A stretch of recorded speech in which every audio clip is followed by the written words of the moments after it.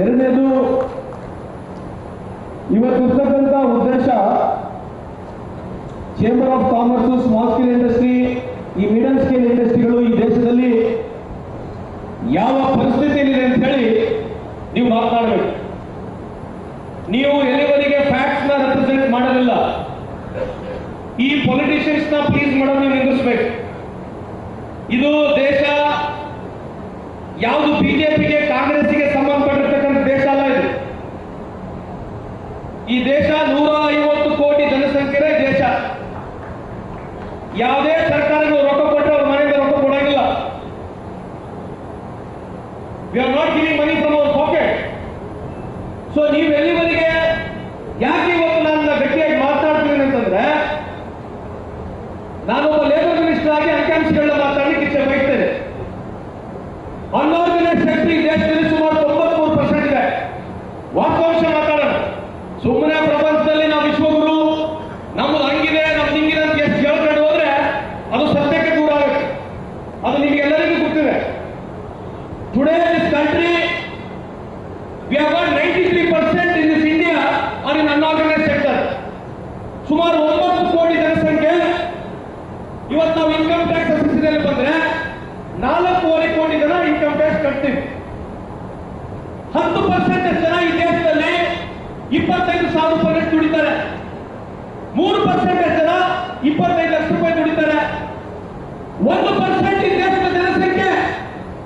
ಕೇಳಿಸಬೇಕು ಪತ್ರಿಕಾ ಮಾಧ್ಯಮ ಸ್ನೇಹಿತರು, ಕೇವಲ 1% of this Indian population is having 40% of asset in this country. ಇದು ವಾಸ್ತವಾಂಶ.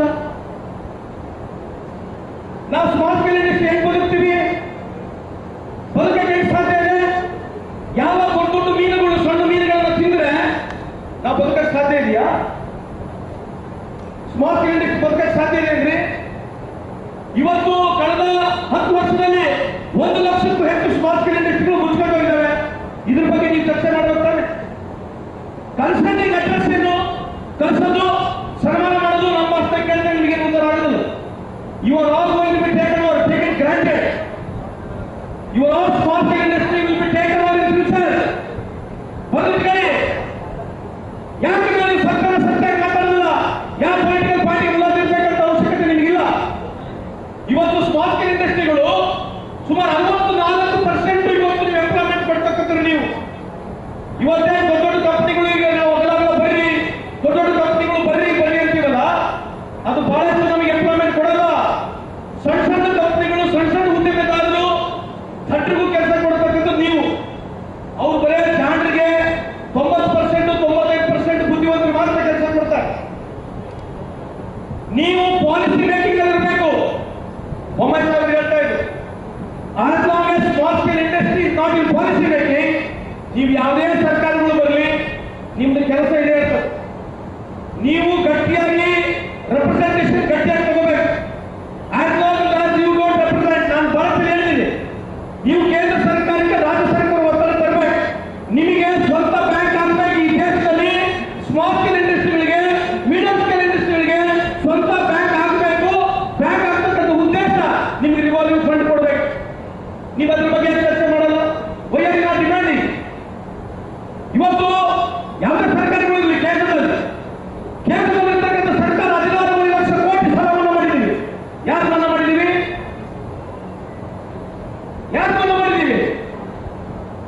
Let us accept the fact whichever government it might be. It might be my government or Indian government, does not matter to me. We have 416.5 lakh crores.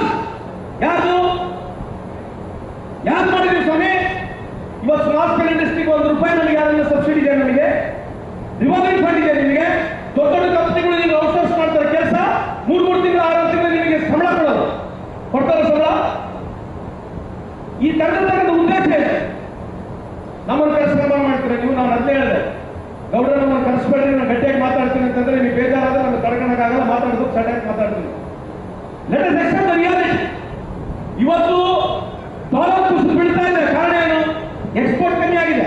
ನೀವು ಎಷ್ಟೇ ಬಣ್ಣ ಹೊಡೆದು, ನೀವು ಎಷ್ಟೇ ಭಾಷಣ ಮಾಡಿದ್ರು ಕೂಡ ಸತ್ಯವನ್ನೇ ಮಾತಾಡಬೇಕು. ಎಲ್ಲ ಸರ್ಕಾರಗಳಲ್ಲಿ ಡಾಲರ್ ಬಿದ್ದಿದೆ, ಈ ಸರ್ಕಾರದಲ್ಲಿ ಕೂಡ ಡಾಲರ್ ಬಿದ್ದಿದೆ. ಇವತ್ತು 2014 ಇಸ್ವಿಯಲ್ಲಿ 56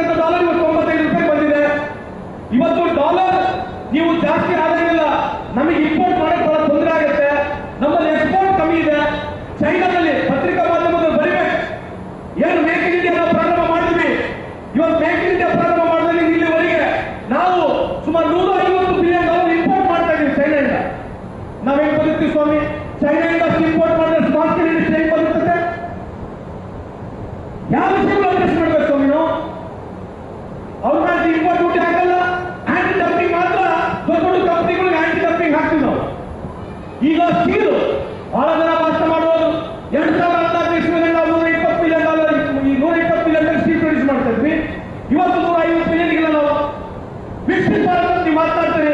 ಚೈನಾ $450 ಮಿಲಿಯನ್ ಸ್ಟೀಲ್ ಇರುವುದು ಇವತ್ತು 1000 ಮಿಲಿಯನ್ ಟನ್ ಸ್ಟೀಲ್ ಇದ್ದಾರೆ.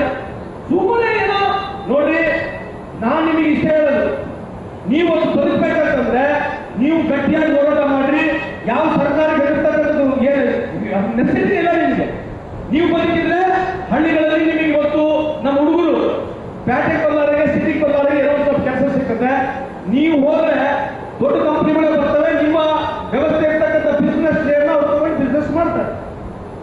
ಇದಿರ್ತಕ್ಕಂಥ ವಾಸ್ತವಾಂಶ. ಅದಕ್ಕೆ ನಾನು ಕೇಂದ್ರದ ಸಚಿವರಾಗಿರ್ತಕ್ಕಂಥ ನಿರ್ಮಲಾ ಸೀತಾರಾಮನ್ ಲೆಟರ್ ಕೊಟ್ಟಿದ್ದೇನೆ, ಮಾನ್ಯ ಮುಖ್ಯಮಂತ್ರಿಗಳಿಗೂ ಲೆಟರ್ ಕೊಟ್ಟಿದ್ದೇನೆ.